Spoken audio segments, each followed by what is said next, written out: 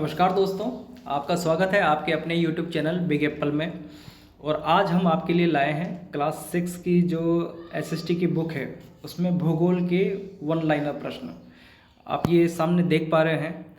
भूगोल से संबंधित आपके 1 से लेकर 7 तक चैप्टर हैं और सातों चैप्टर जो है आपके रीड की दृष्टि से बहुत महत्वपूर्ण है। इसके अलावा रीड के बाद जो आपकी मुख्य परीक्षा होगी, तो आपको पता है कि 6 से लेकर 10 तक की जो पाठ्य पुस्तकें हैं, उनसे करीब 120 नंबर का जो पोर्शन है आपका, वो इन बुकों से आने वाला है। तो ये जो है आरबीएससी की सत्र 2019 की बुकें हैं और इन बुकों में से आपके chapter wise line by line one liner प्रश्न अभी हम देखेंगे भूगोल पोर्शन के।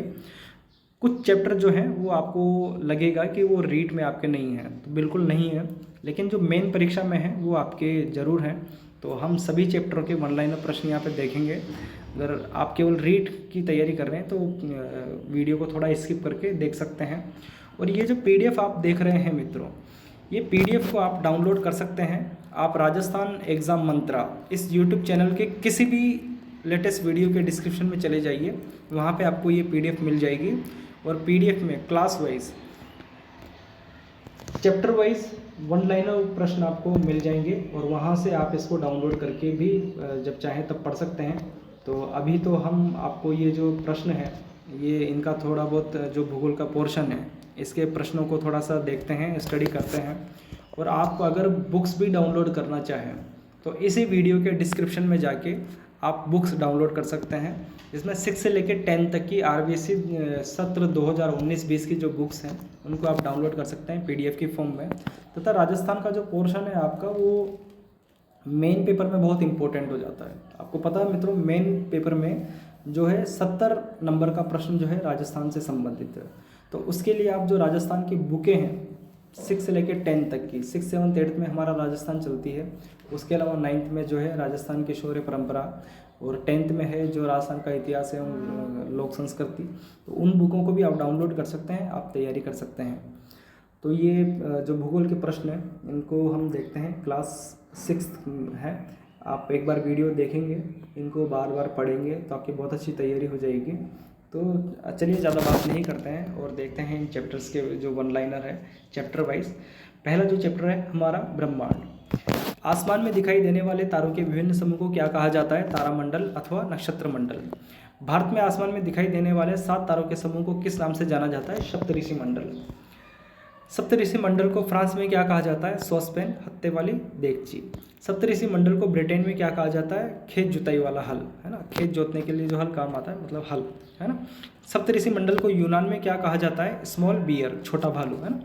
ध्रुव तारे से किस दिशा का निर्धारण आसानी से किया जा सकता है? पता है आप सबको, उत्तर दिशा। पोल स्टार यानी ध्रुव तारे को हिंदू धर्म ग्रंथों में क्या कहा गया है? ध्रुव तारा ही कहा गया है।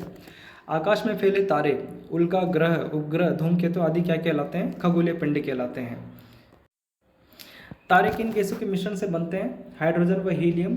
ब्रह्मांड किसका भाग है? अंतरिक्ष का भाग है। विभिन्न तारों, उनके अवशेषों, धूल कणों तथा गैसों का असीमित भंडार क्या कहलाता है? आकाशगंगा कहलाता है। तारों के छोटे समूह क्या कहलाते हैं? तारामंडल कहलाते हैं। सूर्य के प्रकाश की गति कितनी है? 3 लाख किलोमीटर प्रति सेकंड है। एक वर्ष में सूर्य का प्रकाश कितनी यात्रा तय करता है? 95 खरब किलोमीटर। ब्रह्मांड की उत्पत्ति का सर्वमान्य सिद्धांत कौन सा है? बिग बैंग थ्योरी है। पृथ्वी किस आकाशगंगा का भाग है? मिल्की वे, ऐरावत पथ अथवा दुग्ध मेखला। और सबसे वेल नोन नाम जो है मंदाकिनी, है ना, मंदाकिनी के नाम से जानते हैं जिस आकाशगंगा में पृथ्वी है। तो ये सबके नाम, ये उसी आकाशगंगा के अलग अलग नाम हैं। पृथ्वी के सबसे निकटतम तारा कौन सा है? सूर्य है। सूर्य से पृथ्वी की दूरी कितनी है? 15 करोड़ किलोमीटर है।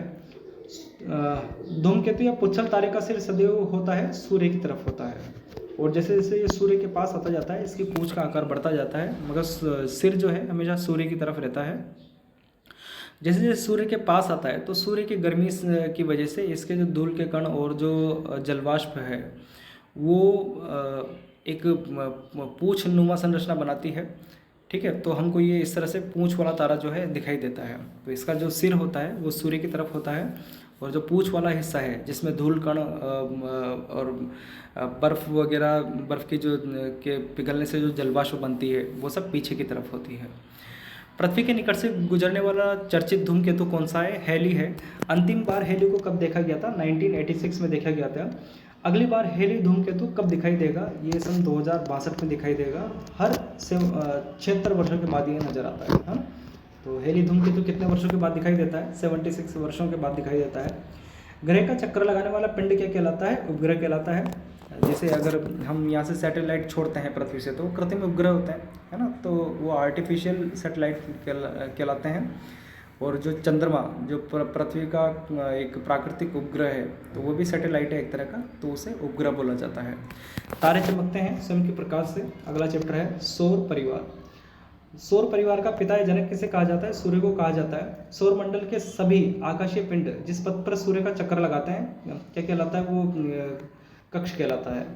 सौर मंडल के केंद्र में सूर्य है, यह सर्वप्रथम किसने बताया था? निकोलस कोपरनिकस ने बताया था 1543 में। आधुनिक वैज्ञानिकों द्वारा सौर मंडल की आयु कितनी बताई गई है? 460 करोड़ वर्ष बताई गई है। सौर मंडल को किसने बांध रखा है? सूर्य के गुरुत्वाकर्षण ने, जानते हैं आप लोग।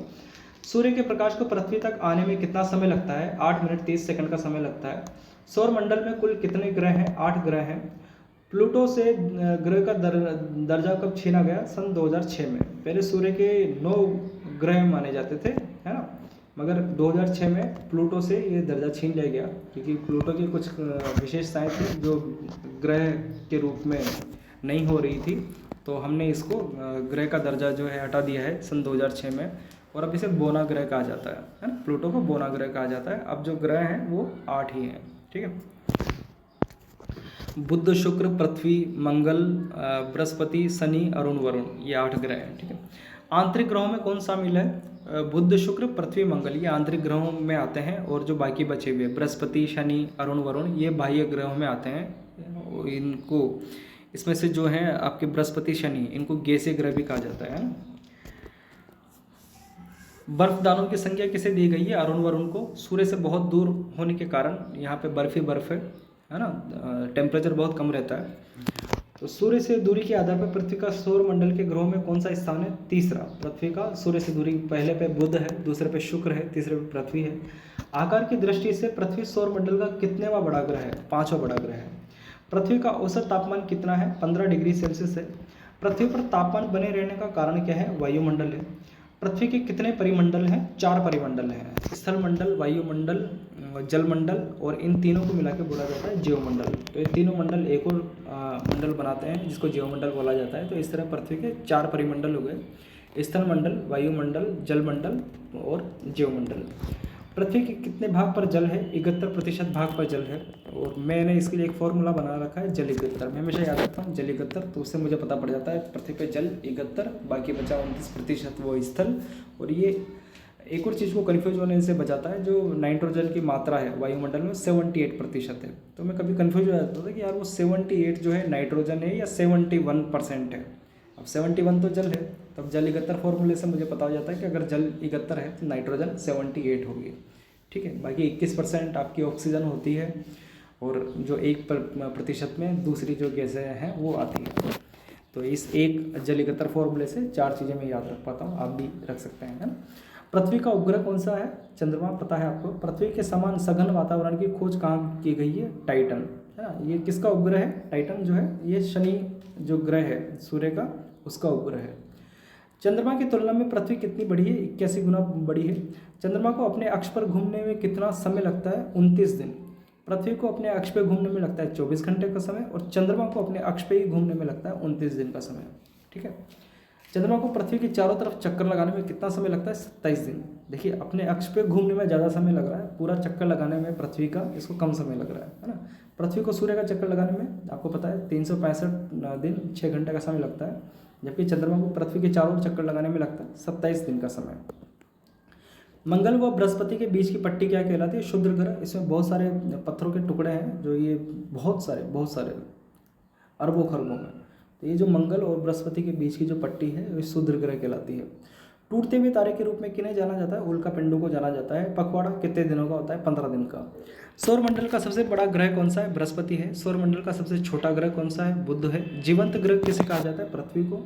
पृथ्वी किन 2 ग्रहों के बीच में स्थित है? शुक्र और मंगल के बीच में। नेक्स्ट चैप्टर है अंतरिक्ष खोज। गीजा का महान पिरामिड किस तारे से संबंधित है? ध्रुव तारे से। गीजा का जो पिरामिड है उसके अगर टॉप पे देखा जाएगा तो उसका जो शीर्ष है बिल्कुल टॉप है, उससे ऊपर आकाश में देखेंगे तो आपको ध्रुव तारा नज़र आएगा। तो माना जाता था कि शायद ये किसी तरह के समय की गणना या किसी तरह के वार्षिक दिनों की गणना है ना, उससे संबंधित या कोई अंतरिक्ष के अध्ययन से संबंधित बात है, तो उससे संबंधित इसको माना जाता है। आप जानते हैं ध्रुव तारे की जो है दिशा कभी चेंज नहीं होती, हमेशा उत्तर दिशा में दिखाई देता है। अंतरिक्ष के अध्ययन के प्रमाण सबसे पहले कहाँ मिले थे? मिस्र में मिले थे। भारत द्वारा अंतरिक्ष में भेजे गए पहले कृत्रिम उपग्रह का नाम क्या है? आर्यभट्ट है। पृथ्वी की सही परिधि की गणना सर्वप्रथम किसने की थी? एरेटोस्थनीज ने की थी। भास्कराचार्य की रचना है सिद्धांत शिरोमणि। सर्वप्रथम किस भारतीय खगोलवेत्ता ने पृथ्वी के गुरुत्वाकर्षण के बारे में बताया था? भास्कराचार्य ने। प्रथम दूरबीन का आविष्कार किसने किया? हॉलैंड के हैंस लिप्पर्सी ने किया। आकाशीय पिंडों को देखने योग्य दूरबीन का आविष्कार किसने किया? गैलीलियो ने किया। इटली के थे ये 1610 में। देश की सबसे बड़ी दूरबीन मास्ट को कहाँ स्थापित किया गया है? उदयपुर में फतेह सागर झील के टापू पे। सवाई जयसिंह ने सौर वेधशालाओं का निर्माण कहाँ पे किया है? सवाई जयसिंह ने सौर वेधशालाओं का निर्माण कहाँ पे किया है? दिल्ली, जयपुर, बनारस। दिल्ली, जयपुर, बनारस, इस तरह से याद रखता हूँ मैं, दिल्ली, जयपुर, बनारस, उज्जैन, मथुरा। ठीक है। सवाई जयसिंह ने किन 3 यंत्रों का निर्माण करवाया? सम्राट यंत्र, जयप्रकाश यंत्र, राम यंत्र। जय सम्राट राम, जय राम सम्राट, इस तरह से आप याद रख सकते हैं। सबसे बड़ा जो है सम्राट यंत्र है ना। पृथ्वी के गुरुत्वाकर्षण से बाहर निकलने के लिए जरूरी पलायन वेग कितना होना चाहिए? 11.2 किलोमीटर प्रति सेकंड। अगर इस वेग से किसी वस्तु को बाहर फेंका जाए तो वो गुरुत्वाकर्षण से बाहर चली जाएगी। विश्व का पहला कृत्रिम उपग्रह कौन सा था? Sputnik first. ये तत्कालीन सोवियत संघ ने भेजा था 1957 में। बाद में 1990 या 92 में सोवियत संघ के टुकड़े हो गए और फिर अलग अलग देश हो गए। अभी रूस और यूक्रेन का युद्ध चल रहा है, तो ये सोवियत संघ के हिस्से हुआ करते थे, है ना। तो जब 1957 में जब भेजा गया कृत्रिम उपग्रह, तब इसे सोवियत संघ के नाम से जानते थे। ठीक है। अंतरिक्ष में जाने वाला पहला जीवित प्राणी कौन था? ये थी लाइका नामक एक कुतिया थी, जिसको स्पुतनिक 2 में भेजा गया था। अंतरिक्ष की यात्रा करने वाला पहला व्यक्ति कौन था? Yuri Gagarin. ये वोस्ताक फर्स्ट इस अंतरिक्ष यान में गए थे 1961 में। ये रूसी नागरिक थे। चंद्रमा पर पहली बार मानव कब पहुंचा? 1969 में अपोलो 11 के द्वारा, और इनमें गए थे नील आर्मस्ट्रॉन्ग, है ना। तो पता है आपको, अमेरिकी नागरिक थे। चंद्रमा की धरा पर पहली बार कदम रखने वाला अंतरिक्ष यात्री कौन था? Neil Armstrong. अंतरिक्ष यात्रा करने वाला प्रथम भारतीय कौन था? राकेश शर्मा 1984 में गए थे सोयूज T11 नामक यान से। ये एक रूसी विमान था, यानी सोवियत संघ वाला विमान था, उसमें गए थे। अंतरिक्ष में जाने वाली भारत की पहली महिला कौन थी? कल्पना चावला। अंतरिक्ष में सर्वाधिक समय बिताने वाली भारतीय मूल की अमेरिकी महिला कौन है? सुनीता विलियम्स। इसरो का पूरा नाम क्या है? भारतीय अंतरिक्ष अनुसंधान संगठन। आगे बढ़ते हैं। इसरो का गठन कब हुआ, किसके नेतृत्व में हुआ? 1962 में डॉक्टर होमी जागिर भाभा के उसमें नेतृत्व में हुआ था, है ना, इसरो का गठन। भारत के अंतरिक्ष कार्यक्रम को गति देने का श्रेय किसे जाता है? विक्रम साराभाई को। प्रथम भारतीय उपग्रह कौन सा है? आर्यभट्ट। आर्यभट्ट को प्रक्षेपण कब और कहाँ से किया गया? तो प्रथम भारतीय उपग्रह है आर्यभट्ट, और इसको 1975 में सोवियत संघ के जो बैकानूर अंतरिक्ष केंद्र है, तो सोवियत संघ की ही मदद से वहाँ के बैकानूर अंतरिक्ष केंद्र से अंतरिक्ष में लॉन्च किया गया, है ना। मंगलयान कब प्रक्षेपित किया गया? नवंबर 2013 में आंध्र प्रदेश के श्रीहरिकोटा से। चंद्रयान कब प्रक्षेपित किया गया? अक्टूबर 2008 में। भारत की पहली अंतरिक्ष वेधशाला कौन सी है? एस्ट्रोसेट, अक्टूबर 2015 में। एक मील में कितने किलोमीटर होते हैं? 1.6 किलोमीटर होते हैं। अगला चैप्टर है ग्लोब। पृथ्वी की आकृति कैसी है? भू-आभीय आकृति है या पृथ्व्याकार, ऑब्लेट एलिप्सोइड शेप इसको बोलते हैं।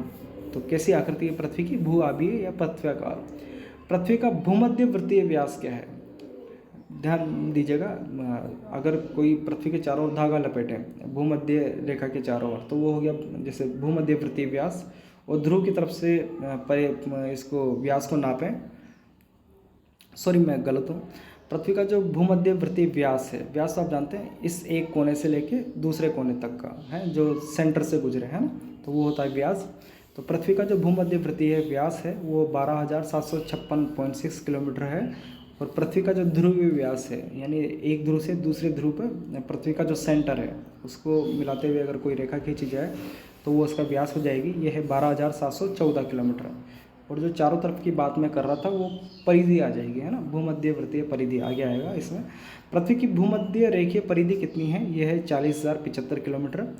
पृथ्वी की ध्रुवीय परिधि कितनी है, यह है 40,008 किलोमीटर। आपको पता है जो पृथ्वी है ध्रुवों की तरफ से थोड़ी चपटी है, तो इसका जो ध्रुवीय जो परिधि है वो थोड़ी सी कम हो जाती है बजाय इसके भूमध्य रेखीय परिधि के, है ना। पृथ्वी के भू अभीय आकार, इसी को भू अभीय आकार कहते हैं। पृथ्वी के भू अभीय आकार का पता सर्वप्रथम किसने लगाया, जॉन रिवर ने, फ्रांस के थे ये। पृथ्वी का अक्ष अपने परिक्रमण तल से कितना कोण बनाता है, पृथ्वी अपने अक्ष पे 23.5 डिग्री झुकी हुई है, आपको पता है, और परिक्रमा जिस पे कर रहा है ना। तो जिस रेखा पे ये परिक्रमा कर रहा है और वहाँ से लेके जो इसका जो जहाँ तक झुकी हुई है पृथ्वी अपने अक्ष पे, तो वो 66.5 डिग्री हो जाएगा। और अपने पृथ्वी अपने अक्ष से लेके भूमध्य जो रेखा है वहाँ तक कितने का बनाएगी, ऑब्वियसली 90 डिग्री का बनाएगी, भले ही वो झुकी हुई है ना।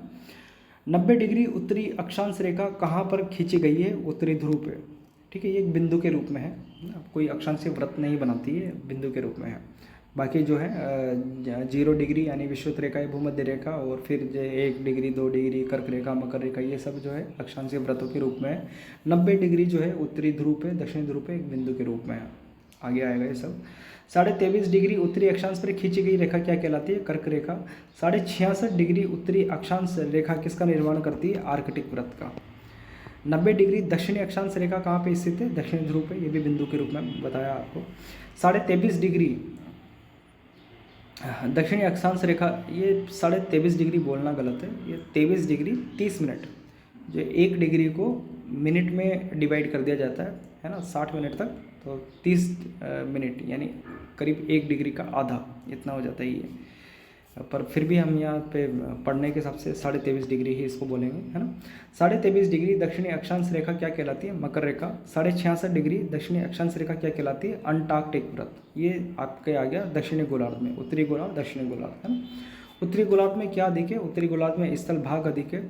कुल अक्षांश कितने हैं, 181 हैं। 1 से लेकर 90 तक उत्तरी गोलार्ध में, 1 से लेकर 90 तक दक्षिणी गोलार्ध में, तो ये 90 180 हो गए। और 0 डिग्री जो आपकी भूमध्य रेखा है उसको मिला के 181 हो गए। तो व्रत कितने हैं, अक्षांशीय व्रत कितने हैं, तो वो जाते हैं 179। दो कहाँ कम हो गए, तो आपका जो 90 डिग्री उत्तरी गोलार्ध में ध्रुव पे, उत्तरी ध्रुव पे, और दक्षिणी ध्रुव पे 90 डिग्री, तो ये मैंने बताया ना व्रत के रूप में नहीं है, बिंदु के रूप में, तो 2 व्रत वो कम हो गए, है ना। तो ये 179 हो जाते हैं। अक्षांश तो 181 हैं, अक्षांशीय व्रत जो है 179 है। भारत किस गोलार्ध में है, उत्तरी गोलार्ध में है। 1 डिग्री अक्षांश के पृथ्वी के धरातल पर दूरी कितनी होती है, जैसे 1 डिग्री से 2 डिग्री के बीच में अगर धरातल पे दूरी नापी जाए तो ये होती है 111 किलोमीटर के लगभग, है ना। 1 सेकंड अक्षांश की कोणीय दूरी कितनी होती है, 31 मीटर। तो 1 डिग्री होता है उसको भी मिनट में डिवाइड किया जाता है, यानी 60 हिस्सों में, और मिनट के किसी 2 हिस्सों के बीच में डिवाइड किया जाता है उसको 60 सेकंड के रूप में। जैसे आपका सेंटीमीटर होता है ना, सेंटीमीटर आप देखेंगे 1 सेंटीमीटर से 2 सेंटीमीटर के बीच में 10 हिस्से होते हैं, 10 mm, है ना। तो इसी तरह जो एक डिग्री है, उस 1 डिग्री को 60 सेकंड में डिवाइड किया जाता है। उस 60 सेकंड को भी जो है 60 मिनट में डिवाइड किया जाता है, और हर एक मिनट को 60 सेकंड में डिवाइड किया जाता है। तो इसी तरह से 1 सेकंड के बीच की ये दूरी, 1 सेकंड से दूसरे सेकंड के बीच की कोणीय दूरी पूछ रहा है, ये होती है 31 मीटर। भूमध्य रेखा से कर्क व मकर रेखा के मध्य सूर्य के सीधा चमकने के कारण गर्मी ज़्यादा रहती है, क्षेत्र क्या कहलाता है, उष्णकटिबंध कहलाता है। कर्क रेखा से आर्कटिक वृत्त तथा मकर रेखा व आर्कटिक वृत्त के मध्य तापमान मध्यम रहता है, ये क्षेत्र क्या कहलाता है, शीतोष्ण या उपोष्णकटिबंध कहलाता है। आर्कटिक वृत्त तथा उत्तरी ध्रुव और अंटार्कटिक वृत्त से दक्षिणी ध्रुव के बीच का जो स्थान है अत्यंत ठंडा रहता है, क्षेत्र क्या कहलाता है, शीत कटिबंध कहलाता है, ठीक है। भूमध्य रेखा से उत्तरी भौगोलिक ध्रुव के मध्य की कुल दूरी है 90 डिग्री। पृथ्वी की ध्रुवीय परिधि है 40,000 किलोमीटर, 40,008 किलोमीटर। इस प्रकार एक गोलार्ध की ध्रुवीय परिधि हो गई, मतलब जैसे अर्धगोले की भूमध्य रेखा पे बिल्कुल सिरे पे इस कोने से उस कोने तक अगर हम अर्धगोले पे अगर परिधि को नापेंगे तो वो 40,008 की आधी हो जाएगी, 20,004 किलोमीटर हो जाएगी। और अब 0 डिग्री से लेकर 90 डिग्री तक, यानी बिल्कुल उत्तरी ध्रुव की बात करें तो उत्तरी ध्रुव का जो केंद्र है 0 डिग्री से वहाँ तक नापेंगे तो वो भी आधे गोले की भी आधी हो जाएगी। तो वो हो जाएगी 0 से 90 डिग्री उत्तरी ध्रुव की दूरी हो जाएगी 10,002 किलोमीटर। तो इसी प्रकार 1 डिग्री अक्षांश की पृथ्वी के धरातल पे दूरी हो जाएगी 10,002 में अगर 90 का भाग लगाएंगे तो ये 111 किलोमीटर हो जाएगा। तो बताया था ना, आगे प्रश्न आया था कि 1 डिग्री के बीच की धरातल पे दूरी कितनी हो जाती है, वो 111 किलोमीटर हो जाती है, वो ऐसे ही होती है ना। 1 डिग्री अक्षांश को 60 मिनट में विभाजित किया जाता है। इस प्रकार 1 सेकंड को, 1 मिनट को भी फिर सेकंड में डिवाइड किया जाता है। तो 1 सेकंड अक्षांश की कोणीय दूरी कितनी हो जाएगी पृथ्वी के धरातल की, तो मिनट में कन्वर्ट करने पे हो जाएगी 1.86 किलोमीटर। उसको भी अगर 60 सेकंड में कन्वर्ट करेंगे तो 60 का भाग लगाएंगे तो 31 मीटर ही हो जाएगी। देशांतर स्थान का विस्तार बताते हैं। देशांतर तो स्थान का विस्तार बताते हैं, जबकि देशांतर रेखाएं हैं किस लिए प्रयोग में लाई जाती है, ये समय ज्ञात करने के लिए लाई जाती है। तो जो आपका अक्षांश जो है वो स्थान का विस्तार बताते हैं, और देशांतर रेखाएं जो है समय ज्ञात करने के लिए लाई जाती है। ठीक है। देशांतर रेखाएं ध्रुवों को मिलाते हुए किस रूप में खींची जाती है, अर्धवृत्ताकार रूप में खींची जाती है। पृथ्वी 24 घंटे में 360 डिग्री घूमती है, अर्थात 1 घंटे में 15 डिग्री घूमती है। तो हम कह सकते हैं कि 4 मिनट में पृथ्वी कितना घूमती है, 1 डिग्री घूमती है ना। 1 घंटे में कितना घूमती है, 15 डिग्री घूमेगी। क्यों घूमेगी भाई, 1 घंटे में 60 मिनट का समय होता है। जब 1 डिग्री घूमने में 4 मिनट का समय लगा रही है तो 60 मिनट में 15 डिग्री घूमेगी, है ना। तो इस तरह 360 डिग्री घूमने में कितना समय लगाएगी, 24 घंटे लगाएगी। देशांतरों का प्रमुख कार्य क्या होता है, ग्रीनविच रेखा GMT, है ना, के सापेक्ष स्थानीय मानक समय ज्ञात करना। बिल्कुल। किसी देश से गुजरने वाली देशांतर रेखा के आधार पर वहाँ का मानक समय निर्धारित किया जाता है। रूस और अमेरिका के कितने मानक समय है, 9 है। भारत में तो एक ही स्टैंडर्ड टाइम है ना। भारत का मानक समय जो है एक ही माना गया है, इसको इंडियन स्टैंडर्ड टाइम बोलते हैं, जो 82.5 डिग्री पूर्वी देशांतर पर स्थित है। ये उत्तर प्रदेश में प्रयागराज में मिर्ज़ापुर के पास, प्रयागराज यानी जो इलाहाबाद बोला जाता है में मिर्ज़ापुर के पास नैनी नामक स्थान से निकलती है रेखा। तो ये ग्रीनविच से कितना आगे समय बताती है, आपको पता है। जो ग्रीनविच रेखा से अगर पूर्व की तरफ आते हैं तो समय आगे चलता है, पीछे जाते हैं पश्चिम की तरफ तो समय पीछे चलता है। तो ग्रीनविच रेखा पे जो टाइम हो रहा है 82.5 डिग्री पे, वहाँ से कितना समय आगे रहेगा, ये 5 घंटे 30 मिनट। जैसे अगर ग्रीनविच रेखा पे 1 बजे का टाइम हो रहा है तो फिर ये जो 82.5 डिग्री है वहाँ पे 5:30 बजे का टाइम होगा, है ना। अंतर्राष्ट्रीय तिथि रेखा महासागर के बेरिंग स्ट्रेट, फिजी, टोंगा आदि द्वीपों पर क्यों मुड़ती है, ताकि वहाँ दिन व तिथि के भ्रम से मुक्त हो सके। अब पता है अंतर्राष्ट्रीय तिथि रेखा जो 180 डिग्री पूर्वी देशांतर और 180 डिग्री पश्चिमी देशांतर, दोनों अलग अलग रेखाएं नहीं है, दोनों एक ही रेखा है, और उसी को जो है हम अंतर्राष्ट्रीय तिथि रेखा के नाम से जाना जाते हैं। ग्रीनविच रेखा इधर हो गई आपकी 0 डिग्री, है ना, और इसके जस्ट पीछे 180 पूर्वी देशांतर या 180 पश्चिमी देशांतर, इसको या फिर अंतर्राष्ट्रीय तिथि इसको बोल दीजिए, है ना। ये पूरा एक वृत्त बना लेंगी, है ना, अंतर्राष्ट्रीय तिथि रेखा और ये ग्रीनविच रेखा को अगर गोलाई में बनाया जाए तो पूरा एक वृत्त बना लेंगे। तो ये जो है अब आपको पता है जो अंतर्राष्ट्रीय तिथि रेखा के इधर और उधर जो है अलग अलग तिथि हो जाती है। तो किसी अगर देश में से ये गुजर रही हैं तो उसी एक ही देश में अलग अलग तिथियां हो जाएगी। तो उस भ्रम से बचने के लिए अंतर्राष्ट्रीय तिथि रेखा को कहीं कहीं पे मोड़ा गया है, ऐसा माना गया है कि भाई तो ये बेरिंग स्ट्रेट, फिजी, टोंगा आदि द्वीपों पे मुड़ा हुआ माना गया है इसको, ताकि वहाँ के लोग अलग अलग तिथि के भ्रम में ना जिए, है ना। देशांतरों के मध्य का स्थान क्या कहलाता है, गोरे कहलाता है। अक्षांशों के मध्य का स्थान क्या कहलाता है, कटिबंध कहलाता है। 0 डिग्री अक्षांश व 0 डिग्री देशांतर रेखा कहाँ पे मिलती है, अटलांटिक महासागर में मिलती है। 180 डिग्री देशांतर को अंतर्राष्ट्रीय तिथि रेखा कब माना गया, 1884 में आयोजित वाशिंगटन सभा में। ये रेखाएं पृथ्वी को कितने भागों में बांटती है, पूर्वी और पश्चिमी देशांतर में बांटती है ना। ग्रीनविच से गुजरने वाली 180 देशांतर रेखा क्या कहलाती है? Prime meridian. ये ग्रीनविच से गुजरने वाली जो 0 डिग्री, 180 नहीं, 0 डिग्री जो देशांतर है ना, जिसको ग्रीनविच रेखा बोलते हैं, उसी को ही हम प्राइम मेरिडियन बोलते हैं। ये आप करेक्शन कर लेना थोड़ा, 180 देशांतर नहीं है ये, 0 डिग्री देशांतर है ना, इसी को बोला जाता है प्राइम मेरिडियन। लंदन के पास ग्रीनविच नामक स्थान पर क्या है? ब्रिटिश रॉयल वेधशाला। प्राइम मेरिडियन यानी कि वो 0 डिग्री आपकी ग्रीनविच रेखा वाली है ना। प्राइम मेरिडियन रेखा पृथ्वी को 2 बराबर भागों में पूर्वी और पश्चिमी देशांतरों में बांटती है। इसको क्या कहा जाता है? अंतर्राष्ट्रीय तिथि रेखा। देखिए थोड़ा सा कंफ्यूजिंग है, आप क्लियर रखिए। प्राइम मेरिडियन मतलब 0 डिग्री, ये 0 डिग्री देशांतर या फिर ग्रीनविच रेखा इसको बोला जाता है। और इसके जस्ट पीछे है ना 180 देशांतर जो है अंतर्राष्ट्रीय तिथि रेखा है। वो 180 देशांतर मतलब अंतर्राष्ट्रीय तिथि रेखा। तो ये दोनों ही पृथ्वी को पूर्वी और पश्चिमी देशांतरों में बांटती है। ठीक है, कहीं कहीं लैंग्वेज इस तरह की हो जाती है। हाँ? आगे प्रश्न है आपका, चूँकि पृथ्वी पश्चिम से पूर्व की तरफ मुड़ती है, इसलिए ग्रीनविच से पूर्व के स्थानों का समय ग्रीनविच से आगे तथा पश्चिमी स्थानों का समय है ग्रीनविच से पीछे रहेगा। 2 विपरीत देशांतरों को जोड़ने के लिए एक ध्रुवीय व्रत बनता है। इसकी कुल संख्या कितनी है? 180 है। ठीक है, अक्षांशों में ऐसा नहीं होता है। अक्षांशों में तो भूमध्य रेखा जो है 0 डिग्री भूमध्य रेखा है, वो एक अलग से अक्षांश रेखा है, और 1 से लेकर 90 तक अलग अक्षांश है। तो टोटल जो अक्षांश हो जाते हैं वो 181 हो जाते हैं।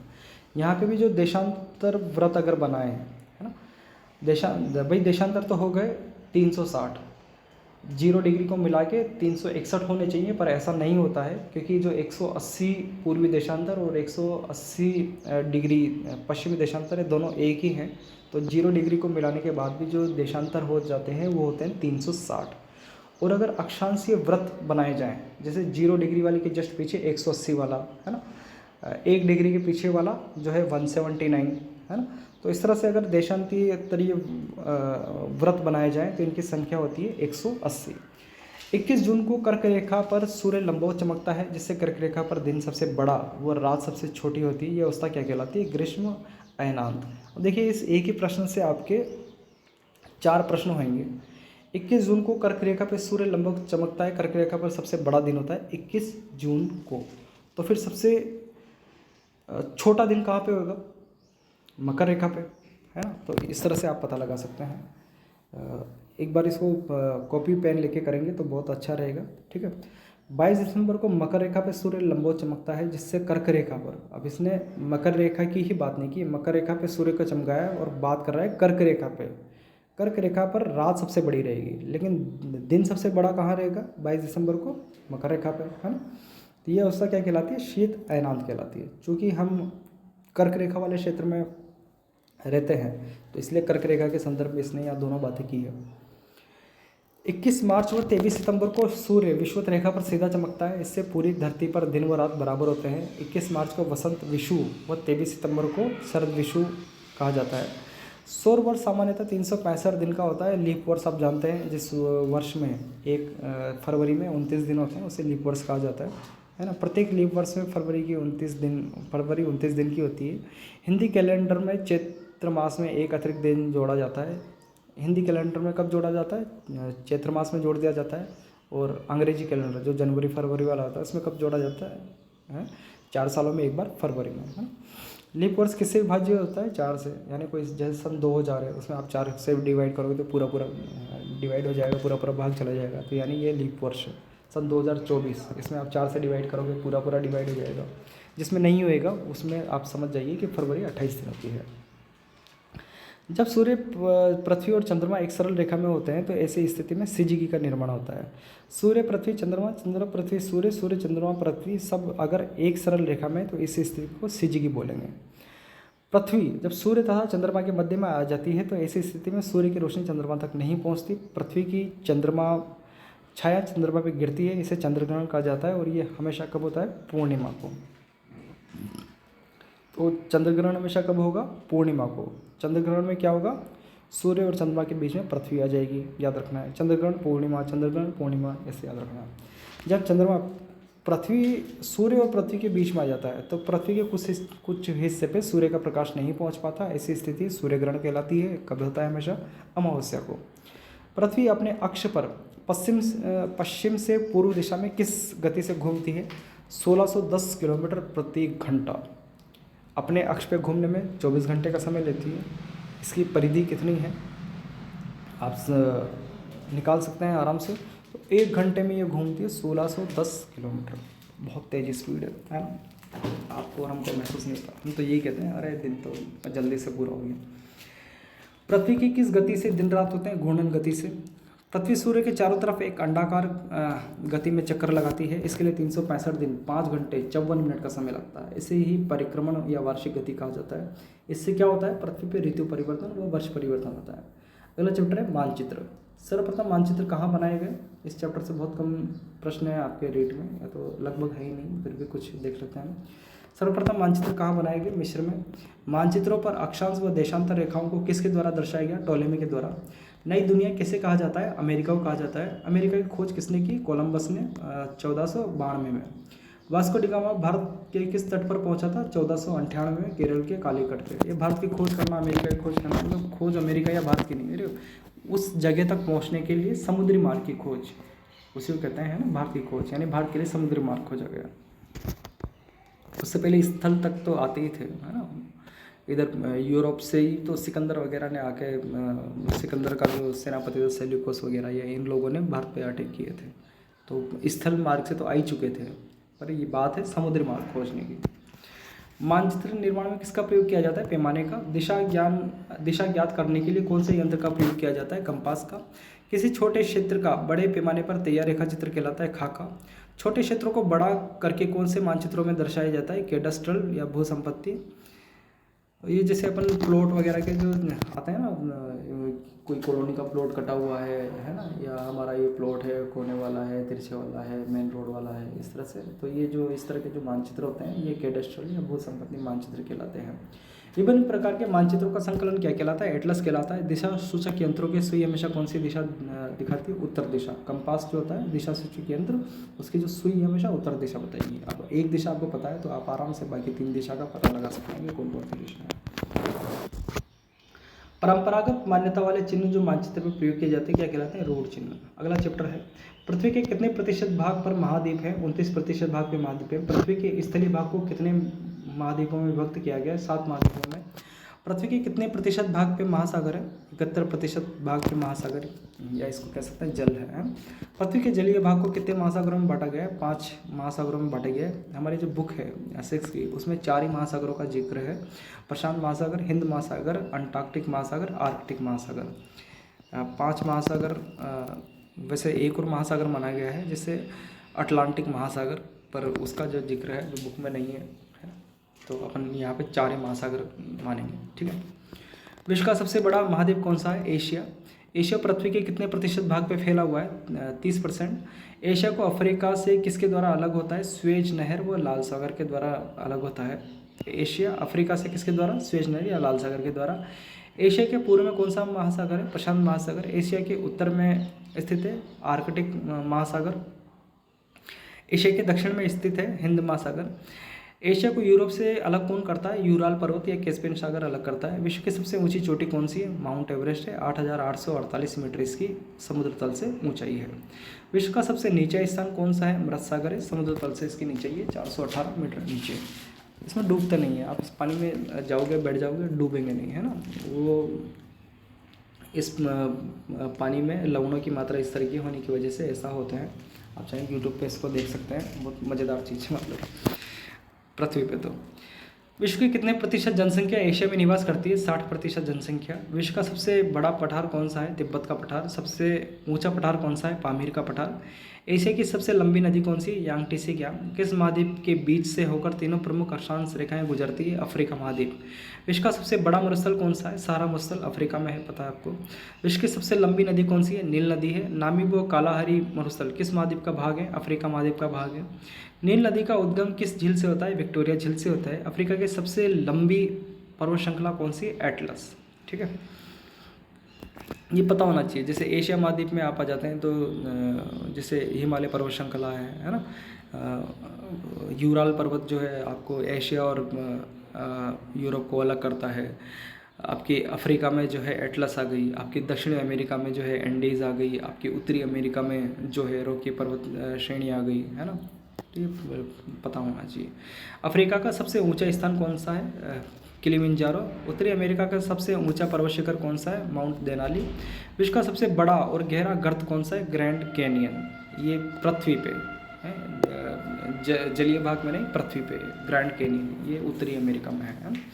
विश्व की सबसे बड़ी ताजे पानी की झील कौन सी है? सुपीरियर झील। उत्तरी अमेरिका के महान झील क्षेत्र में कौन सी झीलें शामिल है? Erie, Ontario, Michigan, Superior, Huron. विश्व की सबसे लंबी पर्वत श्रृंखला कौन सी है? एंडीज, दक्षिण अमेरिका में। दक्षिण अमेरिका की सबसे ऊंची चोटी कौन सी है? एकांकागुआ। अपुआ क्षेत्र में विश्व की सबसे बड़ी नदी कौन सी है? अमेजन। विश्व का सबसे शुष्क मरुस्थल कौन सा है? विश्व का सबसे शुष्क मरुस्थल अटाकामा मरुस्थल, है ना। धरती के फेफड़े किसे कहा जाता है? अमेजन वन क्षेत्र को कहा जाता है। ब्राजील में पाए जाने वाले कॉफी के बागान क्या कहलाते हैं? फेजेंडा, है ना। अंटार्कटिका की खोज सबसे पहले किसने की थी? कैप्टन कुक ने की थी 1773 में। अंटार्कटिका पर पहला कदम किसने रखा था? 1821 में जॉन डेविस ने। सबसे ठंडा महाद्वीप कौन सा है? अंटार्कटिका है। अंटार्कटिका पर जाने वाला प्रथम भारतीय कौन था? डॉक्टर गिरिराज सिंह सिरोही, 1960 में। विश्व का दूसरा सबसे छोटा महाद्वीप कौन सा है? यूरोप। विश्व का सबसे छोटा महाद्वीप आपको पता है ऑस्ट्रेलिया है। दूसरा सबसे छोटा महाद्वीप है यूरोप, है ना। यूरोप और एशिया का संयुक्त भाग क्या कहलाता है? यूरेशिया कहलाता है। विश्व की सबसे लंबी यूरोप की सबसे लंबी नदी कौन सी है? वोल्गा। विश्व का सबसे छोटा देश कौन सा है? Vatican city. विश्व का सबसे छोटा महाद्वीप कौन सा है? ऑस्ट्रेलिया। ऑस्ट्रेलिया अपने निकटवर्ती द्वीप समूह को मिलने से किस नाम से जाना जाता है? ओशेनिया। ऑस्ट्रेलिया के आसपास जो द्वीप फैले हुए हैं, है ना, तो उन सबको मिला के ऑस्ट्रेलिया को क्या कहा जाता है? ओशेनिया। जैसे न्यूजीलैंड है, न्यूजीलैंड भी एक द्वीप टाइप की जगह पे बसा हुआ है। तो ये जो सारे द्वीप हैं ऑस्ट्रेलिया जो महाद्वीप है उसके आसपास जो फैले हुए हैं, उन सबको मिला के ओशेनिया बोलेंगे। विश्व की सबसे लंबी मूंगा निर्मित दीवार कौन सी? ग्रेट बैरियर रीफ, ये ऑस्ट्रेलिया में है। मूंगा निर्मित दीवार से मतलब है कुछ जानवर होते हैं जैसे घोंगा वगैरह, ये क्या वो शेल बनाते हैं, है ना, कवच बनाते हैं। तो जैसे सीप है जिसमें से मोती निकलता है, ये इस तरह की, तो वो भी एक तरह का पत्थर होता है, कैल्शियम कार्बोनेट होता है वो भी। तो उन पत्थरों के जमाव से, है ना, वो जो कैल्शियम कार्बोनेट के जमाव से, जैसे मान लो उस जगह इस तरह के शेल पैदा करने वाले बहुत सारे जीव हैं और वो अब शेल निकालते जा रहे हैं, तो उनसे जो है उनके जुड़ने से एक बहुत बड़ी चट्टान बनती जा रही है, तो उसको बोलेंगे मूंगा निर्मित दीवार, है ना। तो ये ग्रेट बैरियर रीफ है, आश्चर्यजनक चीज़ है, ऑस्ट्रेलिया में है। और यहाँ पे स्कूबा डाइविंग वगैरह काफ़ी होती है, तो लोग जो है पानी के नीचे जाके इनको देखने जाते हैं। बहुत तरह के जीव यहाँ पे मिलते हैं ना। ऑस्ट्रेलिया की सबसे लंबी पर्वत श्रृंखला कौन सी है? Great dividing range. विश्व प्रसिद्ध मेरिनो भेड़ का संबंध कहाँ से है? ऑस्ट्रेलिया से है। कालगुरली और कुलगार्डी क्या है? ये सोने के खाने हैं, ऑस्ट्रेलिया में है। ऑस्ट्रेलिया की प्रमुख नदियाँ कौन सी है? मर्रे और डार्लिंग है। विश्व का सबसे बड़ा महासागर कौन सा है? प्रशांत महासागर है। प्रशांत महासागर की आकृति कैसी होती है? त्रिभुजाकार होती है। पृथ्वी का सबसे बड़ा गर्त कौन सा है? मेरियाना, ये समुद्र के अंदर है ना, मेरियाना ट्रेंच जिसको बोलते हैं, समुद्र के अंदर 11 किलोमीटर गहराई है। प्रशांत महासागर के वे तटीय भाग जहाँ सबसे अधिक भूकंप हुआ ज्वालामुखी पाए जाते हैं कहलाता है अग्नि मेखला या फायर रिंग। विश्व का दूसरा सबसे बड़ा महासागर कौन सा है? अटलांटिक महासागर। अटलांटिक महासागर की आकृति कैसी है? ऐसा आकार की। इधर आ जाओ आप उत्तरी अमेरिका और नीचे दक्षिणी अमेरिका, और इधर आ जाओ आप तो यूरोप और अफ्रीका, इसके बीच में पड़ता है अटलांटिक महासागर। तो इसकी आकृति जो है थोड़ी कर्वी यानी एस टाइप की हो जाती है। डागर बैंक और ग्रांड बैंक अटलांटिक के किस प्रकार के क्षेत्र हैं? यह है मछली पकड़ने के क्षेत्र। कटकों के लिए कौन सा महासागर जाना जाता है? अटलांटिक महासागर जाना जाता है। विश्व का सबसे लंबा महासागरीय कटक कौन सा होता है? कौन सा है? मध्य अटलांटिक कटक। अब ये महासागरीय कटक से क्या मतलब है? जैसे पहाड़ पर्वत तो आप जानते हैं, मान लो अगर कोई पहाड़ या पर्वत श्रृंखला जो है वो समुद्र के अंदर हो तो जानी जाती है कटक के नाम से। और उसके जो शीर्ष भाग है यानी उसकी चोटियाँ हैं, पहाड़ों पे हम जाना है पहाड़ों के शीर्ष या पहाड़ों का शिखर या पहाड़ों की जो चोटियाँ होती हैं, तो वो समुद्र से कई कई जगह ऊपर निकले रहते हैं, तो वो कोई टापू नुमा संरचना बना लेते हैं, है ना। और महासागर के अंदर तो वो एक पर्वत श्रृंखला टाइप में, तो उसको बोला जाता है महासागरीय कटक। तो विश्व का सबसे लंबा महासागरीय कटक कौन सा है? मध्य अटलांटिक कटक। विश्व का सबसे व्यस्त समुद्री जलमार्ग कौन सा है? अटलांटिक महासागर। विश्व का सबसे छोटा महासागर कौन सा है? आर्कटिक महासागर। आर्कटिक की आकृति किसके समान है? अंग्रेजी भाषा के डी आकार के समान है। आर्कटिक को प्रशांत महासागर में कौन सी जलसंधि जोड़ती है? बेरिंग जलसंधि है। आर्कटिक को अटलांटिक महासागर में कौन सी जलसंधि जोड़ती है? डेनमार्क जलसंधि। अगला चैप्टर है पर्यावरणीय प्रदेश। पृथ्वी पर सूर्य की किरणें कहाँ पे पड़ती है? पृथ्वी पर सूर्य की किरणें सीधी कहाँ पे पड़ती है? भूमध्य रेखा पे पड़ती है। पृथ्वी पर सूर्य की किरणें सबसे अधिक तिरछी कहाँ पे पड़ती है? ध्रुव पे पड़ती है, पता है आपको। ध्रुव रेखा से ध्रुव की तरफ बढ़ने पे तापमान क्या होता है? कम होता जाता है। सबसे ज़्यादा तापमान भूमध्य रेखा पे है ना। प्रेरी घास के मैदान कहाँ पे पाए जाते हैं? उत्तरी अमेरिका में। नीलगिरी की पहाड़ियाँ कहाँ पाई जाती है? तमिलनाडु में। अन्नामलाई की पहाड़ियाँ कहाँ पे पाई जाती है? तमिलनाडु व केरल में। स्टेपी घास के मैदान कहाँ पे पाए जाते हैं? यूरोप में पाए जाते हैं। याक का संबंध किस मरुस्थल से है? शीत मरुस्थल, जो लद्दाख क्षेत्र है, शीत मरुस्थल के रूप में जाना जाता है ना।